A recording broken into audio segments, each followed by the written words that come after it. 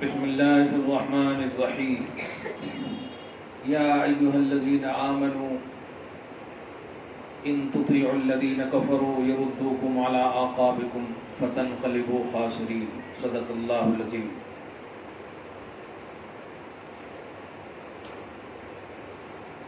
حصول برکت کے لیے دھیرے دھیرے درود شریف پڑھ لیجیے. اللهم صل وسلم وبارك على سيدنا وشفيعنا وحبيبنا ومولانا محمد وآل الجود والكرم وآله الكرام ابنه الكريم وآله وأصحابه وبارك وسلم صلی اللہ تعالی علیہ وسلم. سورہ آل عمران کی آیت نمبر 138 تک کا درس ہو چکا ہے. 48 تک 148.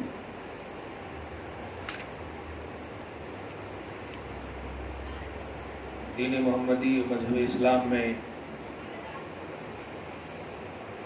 تکلیفیں، مشقتیں، مصائب، آلام جو بھی جھیلنی پڑتی ہیں یا آتی ہیں، ان سب کا اللہ پاک ہمیں اگر چاہے تو دنیا میں بھی اجر دکھا سکتا، دے سکتا، اور آخرت میں تو بہرحال اجر دے گا. بندہ مومن کو جو بھی تکلیف ہوتی ہے، اللہ پاک اس تکلیف کا اجر اور اس میں برکت رکھا ہے. اس لیے مصیبت اور تکلیف سے ہمیں گھبرانا نہیں چاہیے. مصیبت ہمارے لیے ہمارے گناہوں کا کفارہ ہے. افسوسناک بات یہ ہے کہ ذہنی طور پر اور مینٹلی طور پر ہمارا سماج، خصوصاً ہماری خواتین، اپنی تکلیف کو خدا کی آزمائش سمجھتے ہیں اور دوسرے کی تکلیف کو گناہوں کی سزا سمجھتے ہیں. وہ کرے تھے تو ایسا ہوا، یہ کرے تھے تو ویسا ہوا. یہ سوچ ہماری بہت ہی نگیٹو ہے. ماشاءاللہ وہ جلدی سمجھ گئے آپ لوگ. نہیں تھوڑا ایک دوسرے کو دیکھو نہ کو. میں مطلب یہ میری زندگی ہی ہے، اسی انالائسس میں گزرتی ہے. میں جب اپنے آفس میں بیٹھتا ہوں تو ایسے ہی لوگ آتے، خاص طور سے عورتیں تو خوب زیادہ. وہ میں پوچھتا ہوں کیسے ہیں، وہ اللہ کی آزمائش ہے. اچھا. اور جب ساس کے بارے میں پوچھوں، ارے موٹی کو اللہ دے رہا سزا. تو میں اندر اندر ہنستا بھی ہوں اور روتا بھی ہوں کہ کیسی مانسکتا ہے، کیسی سوچ ہے کہ آپ اپنی تکلیف کو اللہ کی آزمائش سمجھ رہے ہیں اور دوسرے کی تکلیف کو گناہوں کی سزا سمجھ رہے ہیں. اس لیے میں دونوں کو ایک طرف رکھ کر ایک جملہ کہنا چاہتا ہوں کہ مصیبت کسی کی بھی ہو، تکلیف کسی کی، وہ اللہ کی طرف سے ہے. ما اصاب من مصیبت الا باذن اللہ، یہ اللہ پاک کا فرمان ہے. سورہ تغابن سورہ نمبر 64 میں آیت نمبر 11 یعنی 11 اللہ فرماتا ہے ما اصاب من مصیبت الا باذن اللہ، جو بھی مصیبت، تکلیف، پریشانی پہنچتی ہے الا باذن اللہ، یہ صرف اور صرف اللہ کے اذن سے ہے. اس لیے تکلیف کو اللہ کا اذن اور اللہ کی طرف سے ہی سمجھے. ہاں، اور اللہ سے ہی اس تکلیف کو دور کرنے کے لیے سوچے. اللہ پاک آپ کو ہم سب کو جب تک رکھے اچھا رکھے اور موت بھی، خاتمہ بھی خیریت کے ساتھ نصیب فرمائے. بندہ مومن کا کیا ہونا چاہیے؟ آیت نمبر 147 میں 147 میں فرمایا ربنا اغفر لنا ذنوبنا. یہ ہونا چاہیے، اے اللہ ہمیں بخش دے، ہمارے گناہوں کو بخش دے. آپ سوچتے ہوں گے کہ ہم نے جب گناہ ہی نہیں کیا ہے تو کیوں؟ تو اس کا آسان جواب یہ ہے، گناہ تو نیچرلی طور پر اللہ پاک نے نبیوں کو گناہوں سے پاک رکھا، پھر بھی نبی یہ دعا کرتے. گناہ سے صرف دعا کرنا یہ ضروری نہیں ہے. دعا اللہ کو پسند ہے، یہ عبادت ہے. اس لیے گناہ نہ بھی کریں تو اپنے آپ کو گناہ گار سمجھیں. اللہ پاک آپ کو عزت اور آپ کو ترقی نصیب فرمائے گا. تو ہمیشہ ربنا اغفر لنا ذنوبنا، یہ واسرافنا فی امرنا، اے مولا ہمارے معاملات میں، ہمارے کاموں میں اگر کچھ زیادتی ہو رہی ہے تو اسے بھی معاف فرما. یہ دوسرا دعائیہ جملہ ہونا چاہیے آپ کا، ہمارا. اور تیسرا ہے وثبت اقدامنا، اور اے اللہ ہمارے قدموں کو پھسلنے نہ دینا، ثابت رکھنا، جس کو بولتے ثابت قدم رہنا یا رکھنا۔ اور چوتھی دعا ہے وَانصُرْنَا عَلَى الْقَوْمِ الْكَافِرِينَ، اور اے اللہ جو تجھے نہیں مانتے ہیں ان پر ہماری مدد فرما۔ یعنی ہم تجھے بلیو کرتے ہیں، ہم تجھے مانتے ہیں، تو جو نان بلیور ہیں، جو نہیں تجھے مانتے ہیں، ان پر ہماری مدد کرنا، یعنی ہمیں کنورٹ ہونے سے بچانا۔ یہ اتنی بڑی اہم دعا ہے، یہ اللہ کے نیک بندوں کی دعا ہے۔ ماشاءاللہ کوئل بھی آپ کی آپ کی آواز پر لبیک کہہ رہی ہے۔ اللہ پاک جو وہ کہہ رہی ہو اچھا ہی کہہ رہی ہوگی، خدا پاک ہم سب کو معاف فرمائے۔ گویا وہ آمین کہہ رہی تھی، آمین آمین۔ وَانصُرْنَا عَلَى الْقَوْمِ الْكَافِرِينَ، اور غیروں پر ہماری مدد فرما۔ یہ وہ دعائیہ جملے ہیں کہ آج کی خاص طور سے ہماری بیٹیاں ان دعاؤں کو اپنے وظیفے میں شامل کریں کہ اللہ ہمیں غیروں سے بچا اور ان پر ہم سب کی مدد فرما۔ تو اللہ پاک فرماتا ہے اگر آپ یہ وظیفہ رکھو گی فَآتَاهُمُ اللَّهُ ثَوَابَ الدُّنْيَا، تو ہم تمہیں دنیا میں بھی عطا کریں گے، وَحُسْنَ ثَوَابِ الْآخِرَةِ، اور اسی پر موت ہو گیا تو آخرت تو ہے ہی۔ سبحان اللہ، واللہ یحب المحسنین، اور ایسے نیکوکاروں کو اللہ اپنا محبوب بنا لیتا ہے۔ اب آگے جو دو آیت خاص طور سے آیت نمبر 149 اور 150، یہ دو آیت کا آج خصوصی درس ہوگا۔ دعا کریں کل والدین سے ملاقات کے لیے بھی میں جا رہا ہوں اور ہو سکتا ہے آئندہ درس میں حاضری نہ ہو۔ دعا کریں ماں باپ ہم سے راضی ہو جائیں، اور ان کی خوشی ہمارے رب کی خوشی ہے۔ اچانک ماں کا فون آ گیا کہ جلدی آؤ، اب کچھ نہیں بول سکتا۔ میری والدہ تھوڑی دور رہتی ہے، آؤٹ آف سٹی ہے، اس لیے میں ملاقات کی غرض سے جا رہا ہوں۔ اللہ پاک ان کے قدم کی جو عظیم جنت ہمارے لیے رکھا ہے ہمیں نصیب فرمائے۔ یا ایھا الذین آمنوا ان تطیعوا الذین کفروا، اے ایمان والو، اے ایمان والیو۔ جہاں کہیں بھی ایسے جملے ہیں تو اس کو دونوں خطاب، دونوں سے مخاطب اللہ پاک فرماتا ہے، اے ایمان والیو ان تطیعوا الذین کفروا یردوکم علی اعقابکم فتنقلبوا خاسرین، اگر تم اپنے علاوہ نان بلیور یعنی غیر مسلموں کی اطاعت کرو گی، بات مانو گی۔ تین باتیں آج گردش کر رہی ہیں۔ پہلی بات، ہماری بچیوں کو جو پھنسانے کے لیے جملے بولے جاتے ہیں وہ یہ ہے کہ عورتیں معاذ اللہ ثم معاذ اللہ استغفر اللہ، یہ بچے پیدا کرنے کی ایک مشین ہے، بس اس طرح سے جملے کہے جاتے ہیں۔ دوسری بات یہ کہی جاتی ہے کہ ان کو طلاق چھیلنی پڑتی ہے، اور تیسری بات یہ کہی جاتی ہے کہ قید میں اسے گھر میں قید کیا جاتا ہے۔ یہ اسلام ہے۔ اسلام کی جو ماننے والی عورتیں ہیں ان تین چیزوں سے وہ جھیلتی ہیں، ان کو جھیلتی ہیں۔ سب سے پہلے تو معاذ اللہ ثم معاذ اللہ استغفر اللہ پڑھ کر ان تینوں باتوں کا آپ رد کریں فزیکلی اور مینٹلی طور پر، کہ یقیناً یہ تینوں باتیں بالکل سراسر غلط ہے کہ ہم الحمدللہ ہم مذہبی طور پر جو آزاد ہیں، خدا کی قسم کسی مذہب میں وہ آزادی نہیں ہے۔ ہماری آزادی، ایک چھوٹی سی دنیاوی ایک مثال دے رہا ہوں۔ ہم اپنے سماج میں دیکھتے ہیں کہ کونسلر ہے، ایم ایل اے ہے، ایم پی ہے، وزیر اعلیٰ ہے، وزیر اعظم ہے، یہ سب جتنے بھی عہدے دار ہیں بہت آسانی سے سمجھ جائیں گے آپ۔ اگر کوئی ایم ایل اے یا بڑا عہدے دار دنیا دار آتا ہے تو کیا اس سے ملاقات کرنے کا سب کو پورے طور پر اجازت ہوتی ہے کہ وہ جو جب چاہے مل سکے ان سے؟ آپ کہو گی نہیں، ان کا پرسنل اسسٹنٹ ہوتا، پی اے ہوتا، ان تک پہنچنا پڑتا، ایم ایل اے سے ملنے کے لیے عرضی داخل کرنی پڑتی، اپنا وغیرہ وغیرہ، ہے نہیں؟ اسی طرح مخصوص لوگوں سے مل کر کے وہ کار میں چلا جاتا، اور کار میں کوئی نہیں، تنہا رہتا، یا اس کا خاص پرسنل پی اے رہتا، اسسٹنٹ رہتا، اس کے علاوہ کوئی نہیں رہتا۔ آپ سوچئے، آپ ذرا پوچھئے ایم ایل اے صاحب آپ قید کی زندگی کیوں کاٹ رہے ہو؟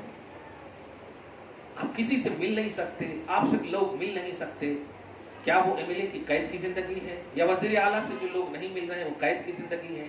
آپ کا جواب ہوگا نہیں، وہ اسٹیٹس ہے، وہ لیبل ہے۔ میں دنیاوی طور پر مثال دے کے ہم اپنی بیٹیوں کو، بہنوں کو سمجھانا چاہتے ہیں کہ آپ گھر میں اگر رہو، آپ کسی سے نہ ملو، یہ اگر آپ کو آرڈر ہے اسلام کا، یا آپ سے کوئی نہ ملے یہ آرڈر ہے اسلام کا، تو یہ اس لیے نہیں ہے کہ آپ قید میں ہو، بلکہ آپ کا لیبل ہے، وہ آپ کی عزت ہے۔ آپ کو دیکھنے کے لیے یا آپ کسی کو دیکھنے کے لیے آپ کا اسلامی لیول ایسا نہیں ہے کہ کوئی بھی آپ کو دیکھ لے یا آپ کسی کو بھی دیکھ لیں. یہ آپ عام نہیں ہیں, آپ خاص ہیں. یہ بات سمجھیے آپ کہ جب کسی کو عہدہ ملتا ہے تو اسے وہ فریڈم نہیں, وہ آزادی نہیں ہونی چاہیے جو آزادی میں بالکل کامن پہلو ہو. ہم ایک چھوٹی سی مثال آپ لیں, آپ ماشاءاللہ پردے کے باہر وہاں ہیں, ہم کھلے عام نہیں جا سکتے ابھی آپ کے ساتھ. اس کا یہ مطلب نہیں کہ آپ جو ہے قید ہیں, نہیں, یہ آپ کی عزت ہے, یہ آپ کا سمان ہے. جو لوگ کہتے ہیں کہ تمہیں گھر میں قید کر دیا گیا ہے, تم کو فریڈم نہیں ہے, ان سے کہیے یہ قید نہیں, یہ ہمارا اسٹیٹس ہے, ہمارا لیول ہے. اور ہمارے لیول اور ہمارے اسٹیٹس کو قید کا نام دو گے تو پھر وزیر اعلیٰ سے جو لوگ نہیں ملتے ہیں, وزیر اعظم سے جو لوگ نہیں ملتے ہیں, وہ جو اپنے خاص گھر میں قید کی زندگی ایک دم خاص رہتے ہیں, کیا وہ قید کی زندگی ہے؟ عام لوگ جو ان سے نہیں مل رہے قید کی زندگی نہیں, وہ لیول ہے. یہ دنیاوی طور پر مثال دے کر, حالانکہ اس سے زیادہ آپ کی عزت ہے. ایک بات تو یہ. دوسری بات یہ کہ معاذ اللہ ثم معاذ اللہ, یہ جو اولاد کی کثرت کے حوالے سے جو کہا, ہم ان کو بتانا چاہتے ہیں کہ کیا نبی علیہ الصلوۃ والسلام نے یہ نہیں فرمایا کہ ہمارے ماننے والیاں اگر کثرت اولاد کے ساتھ آئیں گی تو میں دوسروں کو نہ دیکھ کر کے ان کو دیکھ کر نظر رحمت کروں گا ان کے اوپر. کیا تم مصطفیٰ جان رحمت کی نظر رحمت, جن میں میدان محشر میں ساری قوم نظر لینے کے لیے ترستی ہو, میرا آقا جب مجھے دیکھے گا تو کثرت اولاد کا پروانہ سنانے والے نبی میری طرف دیکھیں گے تو کیا اولاد پیدا کرنا معاذ اللہ یہ ایک مشین کا جملہ ہے؟ یہ اتنی بڑی توہین ہے عورت کی جو ہم نہیں اس کو سہ سکتے. معاذ اللہ ثم تم ہمیں سکھاؤ گے کہ ہمیں کتنی اولاد پیدا کرنی ہے. معاذ اللہ, یہ بالکل دوسری بات بھی غلط ہے. اور تیسری بات بھی غلط ہے, طلاق کی پریتی. معاذ اللہ ثم معاذ اللہ. یاد رکھنا ہمارے اسلام میں کسی بھی طرح سے طلاق دینے کی بلا وجہ کی اجازت ہے ہی نہیں. نبی علیہ الصلوۃ والسلام فرماتے ہیں رب کو سب سے ناپسندیدہ چیز طلاق ہے, سب سے ناپسندیدہ چیز. تو جب ہم مذہب اسلام میں اس بات کی صراحتاً حکم ہے کہ طلاق نہ دیا جائے, ناپسند کرتا اللہ تعالیٰ, تو کیوں دیں گے؟ اسی طرح اگر خدا نہ خواستہ نہ نبھنے کی وجہ سے رشتہ اگر طلاق ہو بھی جائے تو ایسا نہیں ہے کہ تم جیسے مذہب میں ہے کہ وہ شادی اب دوسری نہیں کر سکتی ہے اور اپنی ودوا زندگی پوری عمر وہ گزار دے گی. نہیں, ہمارے مذہب میں اگر مرد بھی طلاق دے دیا ہے تو اسے بھی اجازت ہے, عورت کو طلاق پڑ گئی ہے تو اسے بھی اجازت ہے اپنی عدت گزار کر اپنی لائف پارٹنر چننے کا. بتائیے کتنا خوبصورت فریڈم ہے ہمارے مذہب میں. مگر غیر مسلموں کو یہاں جائیے, اگر ان کو ڈائیورس ہو جاتا, طلاق ہو جاتی یا اس کے شوہر مر جائے تو بس وہ اپنی ویسے ہی زندگی کاٹ لیتی ہے. یہ مذہب اسلام ہے کہ اپنی آزادی کے ساتھ چوائس کی زندگی گزارنے کا مکمل فریڈم دیتا ہے. اس لیے یہ ریمارک اونلی ریمارک ہے اور کچھ نہیں ہے. اس لیے آپ اس طرف ہرگز غیروں کے حوالے سے نہ دھیان دیں. قرآن کہتا اگر تم کافروں کی غیروں کی بات مانو گی یا مانو گے تو سنو, وہ تمہیں کیا کریں گے؟ یردوکم علی اعقابکم, تو وہ تمہیں کنورٹ کر دیں گے, وہ کنورٹ کر دیں گے. فتنقلبوا خاسرین, پھر تم خائب و خاسر ہو جاؤ گی, تم پھر ذلیل اور رسوا ہو جاؤ گے. اور آج ہم دیکھ رہے ہیں, آپ نے اگر نہیں سنا ہوگا یا نہیں دیکھا ہوگا تو دعا کرتا ہوں اللہ تعالیٰ آپ کی آنکھ کو جب بھی اٹھائے تو ماں باپ بھائی بہن اپنے محرموں پر اٹھائے یا پھر قرآن پاک کی تلاوت کرتے اٹھائے, غیر محرم پر آپ کی آنکھ کی حفاظت فرمائے اللہ. تو نہیں دیکھیں اگر وہ ویڈیو تو میں بتانا چاہتا ہوں کہ آج ایک ویڈیو ہے, ہمارے قوم کی ایک بیٹی ہے جو شادی کر لیتی ہے غیر سے. شادی کیا ریلیشن بنا لیتی ہے, بنانے کے بعد 2 دن بھی نہیں گزرتا ہے وہ ریلوے اسٹیشن پہ اس کا آدھا یعنی سر الگ نظر آتا ہے اور دھڑ الگ نظر آتا ہے. اور پھر اس میں چٹھی ملتی ہے کہ ہر مسلمان لڑکیوں کا یہی حشر ہوگا, پیار میں ان کو پھنسایا جائے گا, پیار کے جال میں پھنسایا جائے گا, اور اسی طرح سے مس انڈرسٹینڈنگ اسلام کے بارے میں کی جائیں گی اور پھر وہ پھنس جائیں گی. عورت ہے, بچی ہے, اب ظاہر ہے باپ جو ہے اسے کپڑا دیتا ہے, اتنا جو کہ فریڈم نہ دینے کا مطلب ہرگز نہیں ہے. اب آپ سوچئے کہ اگر آپ کو موبائل کی ضرورت نہیں ہے, ہم آپ کو دے دیں موبائل, تو یہ ہم ظلم کر رہے ہیں آپ پر.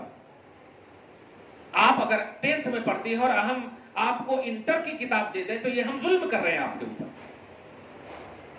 تو آپ کا ایک دائرہ ہے, آپ جس لیول کی ہو وہ اس اعتبار سے اگر باپ ماں آپ کے ساتھ ٹریٹ کر رہے ہیں تو یہ شریعت ہے, یہ عدل ہے, یہ انصاف ہے. لیکن وہ لوگ آپ کو مس یوز کر رہے ہیں کہ دیکھو آپ کے جیب میں پیسہ ہے, کچھ نہیں ہے, ہم آپ کو دیں گے 1 لاکھ روپے, جائیے جہاں چاہیے جیسے چاہیے کھائیے پیجیے.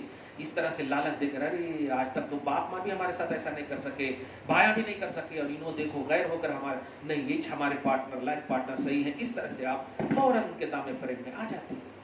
اس لیے آپ کو اپنے ایمانی لیول اور اپنے ایمانی اسٹیٹس اور دائرے اسلام میں رہتے ہوئے ان سب کا پریکٹیکلی, مینٹلی, فزیکلی ہر طرح سے جواب دینا ہے کہ نہیں, ہمارا مذہب الحمدللہ.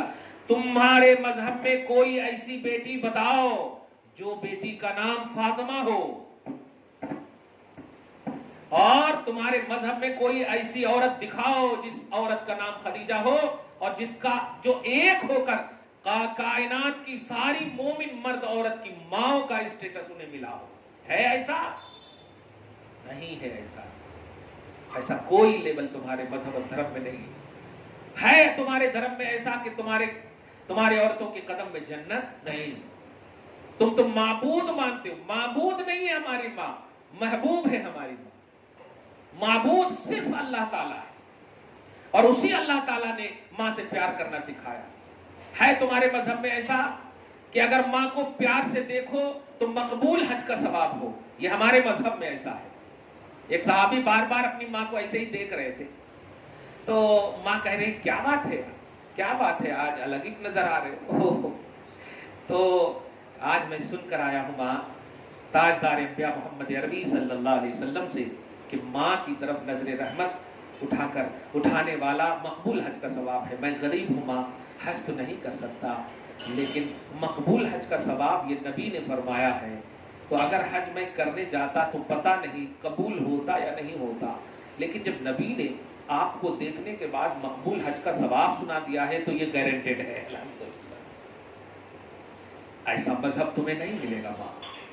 اس لیے اس آیت کریمہ کو دھیان رکھنا, آیت نمبر 149, کہ اے ایمان والو اور والیو, اگر تم غیروں کے دامے فریب میں آ جاؤ گی تو وہ تمہیں کنورٹ کر دیں گے, پھر تم ذلیل اور رسوا ہو جاؤ گی. کوئی تمہاری عزت نہیں ہوگی, کوئی تمہارا وقار نہیں ہوگا. ترس جاؤ گی ماں کی ممتا کے لیے, ترس جاؤ گی نظر رسول کے لیے, ترس جاؤ گی خدا کے کرم کے لیے. پھر بس برائیاں, شیطان کی عبادت, پتھر کی عبادت, یہی تمہارا کلچر بن جائے گا. 20 سال 30 سال کے بعد پھر جب تمہاری موت ہوگی, عذاب تمہاری مقدر میں ہو جائے گا. یہ چیز جب دھیان میں رکھو گی تو انشاءاللہ تم ہمیشہ کیا نعرہ لگاؤ گی؟ سنو, اللہ فرماتا ہے آیت نمبر 150 میں, بَلِ اللَّهُ مَوْلَاكُمْ, اے بچے بچیاں, اے عورتوں سنو, اللہ ہی تمہارا مددگار ہے. سبحان اللہ. وَهُوَ خَيْرُ النَّاصِرِينَ, اور اس سے بہتر مددگار تمہیں نہیں ملے گا, نہیں ملے گا اس سے بہتر تمہیں. تم آب زمزم پینے والی قوم, حوض کوثر پینے والی بیٹیاں ہو. سوچو کتنا پاک پانی ہے, کتنا پوتر پانی, کتنا عظیم پانی ہے وہ. آپ کھڑی ہو کر وہ پانی پیتی ہو, ذرا سوچتی ہو زمین سے ہی نکلا ہوا پانی ہے نا وہ. آب زمزم اب کھڑی ہو کر پیتی ہو, اور پینے سے پہلے شریعت کا حکم یہ ہے کہ آپ پہلے اچھی اچھی بات سوچ لیں, نیت اچھی اچھی کر لیں, اللہ ہماری صحت کو اچھا رکھ. اب جو بھی نیت آپ کریں گی, جس نیت سے آپ پانی پئیں گی, حدیث پاک صحیح ابو داؤد میں ہے کہ ماء زمزم لما شرب لہو, کہ زمزم کا پانی جس مقصد کے لیے بھی پیو گے اسی مقصد کے تحت اللہ تعالیٰ اس میں تاثیر ڈالتا ہے. میں اپنا پریکٹیکل بول رہا ہوں. ایسے طواف کرنے کے بعد بہت بھوک لگی, میں حج کمیٹی سے گیا تھا 2005 میں. تو خدا کرے آپ سب جو گئی ہیں وہ بار بار جائیں, اور جو نہیں گئی ہیں وہ ایک بار ضرور جائیں. دکھا دے یا الہی وہ مدینہ کیسی بستی ہے جہاں پر رات دن مولا تیری رحمت برستی ہے. آپ سب بھی دیکھیں اپنی آنکھوں سے, لا الہ الا اللہ, مکہ, محمد الرسول اللہ, مدینہ, دونوں اپنی آنکھوں سے دیکھیں اور ایمان کی تکمیل ہو جائے. اللہ پاک آپ سب کو یہ نصیب فرمائے. تو میں آپ بتاؤ, چونکہ مکہ میں بھی جانتا تھا میں کہ ایک عبادت کرو تو 1,00,000 کا ثواب ہے، مدینہ میں 1 کرو تو 50,000 کا ثواب ہے. یہ کوانٹیٹی نہیں، یہ کوالٹی ہے. میں ابھی بتاؤں گا. تو میں ہمیشہ روزہ رہتا تھا. مکہ میں تو بہت کم کھانے پینے کو ملا. مطلب مراد یہ نہیں ہے کہ وہاں کے لوگوں کی شکایت بھی نہیں کر رہا ہوں میں، مدینہ کی عظمت بتا رہا ہوں. مکہ میں ایسے روزہ رکھتے وقت مغرب کا جب وقت ہوتا تو کچھ دن ایسا بھی گزرتا کہ صرف آب زمزم پی کر کے بس رہ جانا پڑتا. لیکن قسم خدا کی، اللہ رب العزت کی قسم، نبی پاک صلی اللہ علیہ وسلم کے اس فرمان پر قربان جاؤ کہ پینے سے پہلے حدیث پاک یہی یاد تھی مجھے کہ جو نیت کرو گے اسی نیت کے اعتبار سے اللہ اس میں تاثیر ڈالتا ہے. تو میں اس وقت نیت کرتا تھا، یا اللہ میرا پیٹ بھر جائے، بھوک بھی ختم ہو جائے، کیونکہ پانی تو پیاس ختم کرتی ہے نا، پیاس کو بجھاتی ہے بس. لیکن میں نیت کرتا تھا میری بھوک بھی مٹ جائے. تو آج بھی میں وہ یقین کے ساتھ کہہ سکتا ہوں الحمدللہ، جیسے ہی پیٹ میں پانی جاتا تھا وہ ڈکار آتی تھی کھانے کی. الحمدللہ ثم الحمدللہ. تو انڈیا میں بھی آپ اگر کبھی آب زمزم پیو تو نیک نیتی پہلے، پینے سے پہلے آنکھ بند کر لو، اچھے اچھے ارادے کرو. کنواری ہے تو آپ شادی کے اچھے ارادے کرو، لائف پارٹنر اچھے ملے. امتحان کا معاملہ ہے تو امتحان میں اچھے سے پاس ہو. یعنی نیک نیتی کرو اور پھر پیو. یقین جانو اس کا فرمان ہے جو صادق الوعد الامین ہے، سچے ہیں جن کی سچائی پر اللہ نے مہر لگائی ہے. اس نے فرمایا ہے جس نیت سے بھی آپ پیو گی اسی میں اللہ پاک وہی تاثیر ڈالے گا. مدینہ میں بھی ایسے ہی ہوتا. کیا کہنا، بات مدینہ کی چل گئی ہے اس لیے ایک اور جملہ شیئر کرتا ہوں. مدینہ میں جب بھی افطاری کا وقت ہوتا تھا تو مطلب 2-3 منٹ تک پہلے کوئی کھانے کا انتظام نہیں ہوتا. کبھی کبھی ایسا لگتا ہے آج تو بھوک سے مر جائیں گے، اس طرح سے ایک سوچ ہوتی تھی. لیکن نبی پاک صلی اللہ علیہ وسلم کی طرف توجہ فرماتے، یا رسول اللہ اپنے مہمان کو آپ بھوکا رکھیں گے؟ ایسا ایک جملہ بولتا اور بس چہرہ نیچے کیے رہتا. تو اب جو ہے کچے کچے کھجور وہاں کے بڑے بڑے، کیا بات ہے، روز ایسے ارادے، روز ایسی نیت، ایسی سوچ آتی تھی. تو کچے کچے کھجور اتنے آ جاتے تھے کہ دوسرے دن سحری تک وہ کھجور کام آ جاتا تھا. الحمدللہ. مطلب مکہ میں کبھی بھی آپ بھوکے نہیں، مدینہ میں کبھی بھی بھوکے نہیں. ابراہیم علیہ السلام کی دعا ہے، وَارْزُقْ أَهْلَهُ مِنَ الثَّمَرَاتِ، مولا یہاں والے کو ہمیشہ پھل فروٹ سے نوازتے رہنا، ایمان تازہ رہے گا انشاءاللہ. خدا کرے آپ سب چلے جائیں. تو اللہ پاک آپ کے ایسی مدد فرمانے والا ہے کہ آپ سوچ بھی نہیں سکتی، سوچ بھی نہیں سکتی. بس فرق یہ ہے کہ اللہ ہی کو آپ ماننا، اسی کی عبادت آپ کرنا، اسی کی طرف تکلیف و پریشانی میں اٹریکٹ رہنا. نبی اعظم صلی اللہ علیہ وسلم نے جس انداز میں آپ کو فرمایا، سرکار آپ نے فرمایا، آقا آپ کے فرمان کے ذریعے بارگاہ خدا میں پہنچ گئے. اس طرح سے جب آپ کے تصورات ہوں گے تو انشاءاللہ آپ گھر میں بھی ہر طرح سے محفوظ رہیں گی. آپ کی فزیکلی طور پر، آپ کی مینٹلی طور پر ساری چیزیں الحمدللہ، سارے آپشن کلیئر رہیں گے اور ہر کام میں آپ کو فتح ملے گی. میں ہمیشہ ایک بات کہتا ہوں، آپ جو اپنا کام ہے وہ آپ کرو. خدا اپنا کام فرما رہا ہے. آپ بتاؤ کبھی بھی سورج رات میں نکلا ہے؟ نہیں نکلا. چاند کبھی بھی دن میں نکلا ہے؟ نہیں نکلا. مشرق کیوں بولتے ہیں؟ سورج کے نکلنے کی جگہ ہے وہ. مغرب کیوں بولتے ہیں؟ وہ ڈوبنے کی جگہ ہے وہ. غرب، مغرب غرب سے، یعنی مغرب بولے تو ڈوبنے کی جگہ، مشرق بولے تو نکلنے کی جگہ، چمکنے کی جگہ.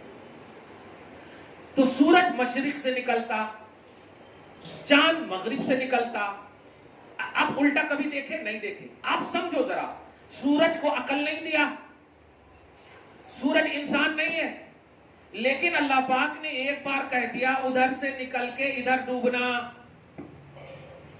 چاند کو کہہ دیا یہ ڈوب جائے تو پھر تم نکلنا. آج تک وہ نافرمانی نہیں، ایک دن بھی نافرمانی نہیں. اور آپ اشرف المخلوقات ہو ماں، کتنے نافرمانیاں کر رہے ہیں آپ. کبھی فجر غائب ہو جا رہا. آپ کے لیے بھی کنڈیشن رکھا، فجر پڑھنا، ظہر پڑھنا، عصر پڑھنا، مغرب پڑھنا، عشاء پڑھنا.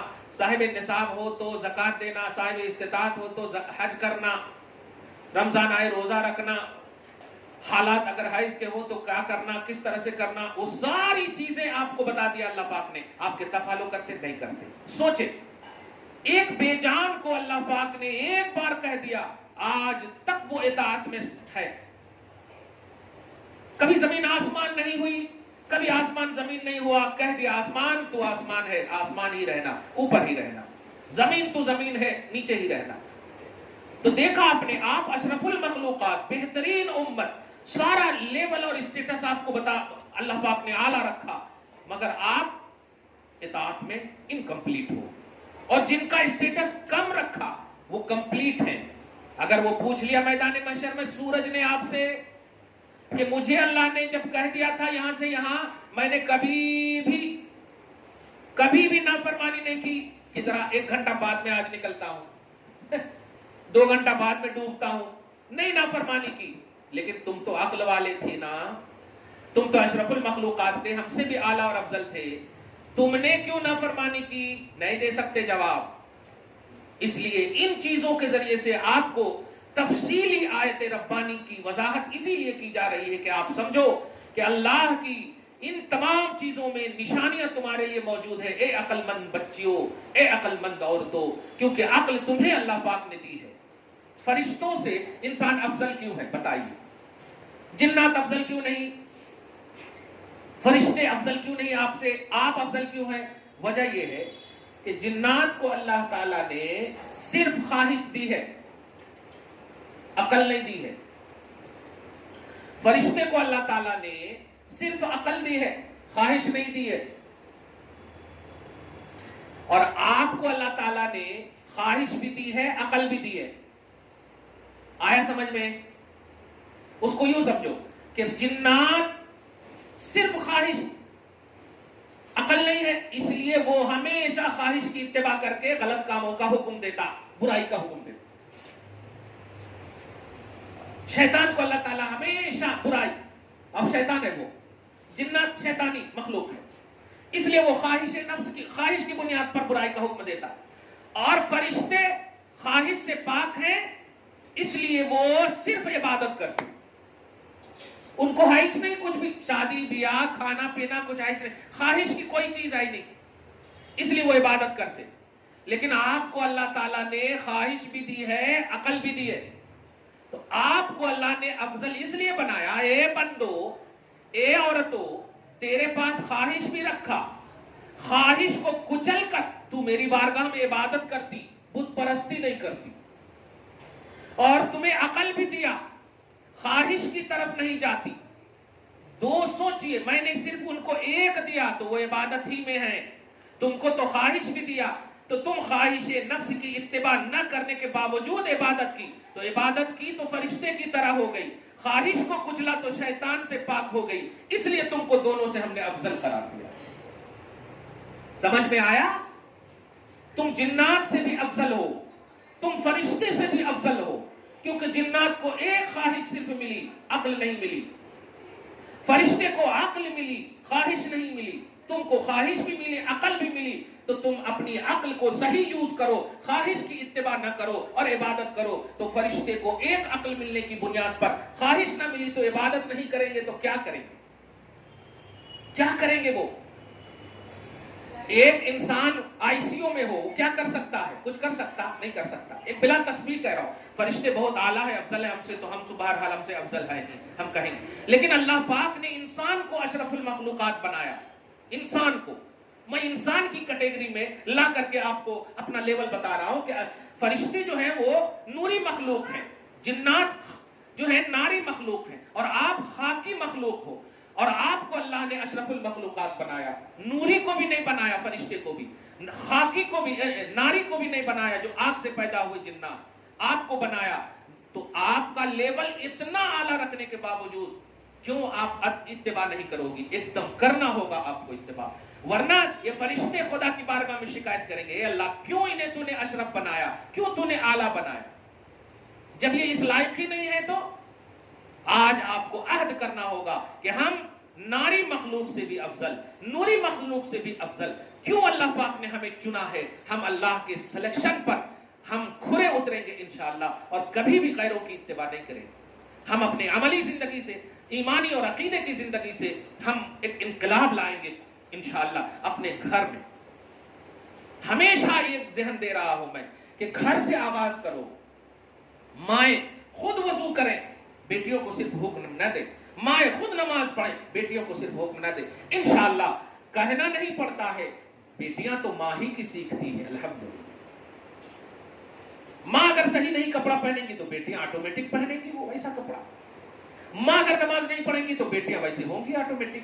اس لیے ہمارے گھر کے بڑے اسٹرانگ ہو جائیں عمل میں, ایمان میں, اور بتا دیں کہ اے اللہ تو نے جو ہمارا لیول رکھا ہے ہم اس لیول پر کھرے اترنے کی اپنی بساط اور کیپیسٹی کے مطابق کوشش کرتی ہیں, اور باقی مدد تو ہی بہتر فرمانے والا ہے.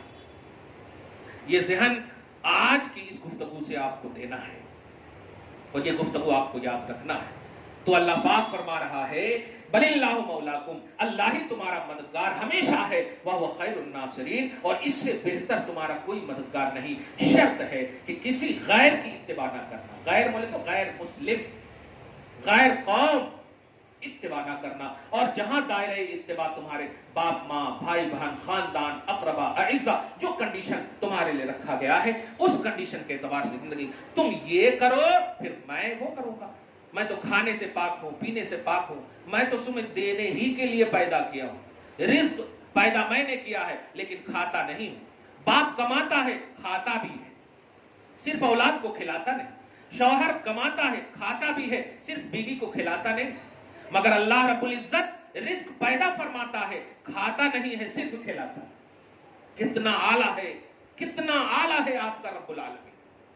وہ ناریل کا محتاج نہیں ہے کہ اس کو پھوڑو گی ناریل تک تمہاری منوکامنا پوری ہوگی. نہیں, تم پھٹے کپڑے پہن کر اپنی بساط کے مطابق خدا کی بارگاہ میں جھولی کو پھیلاؤ.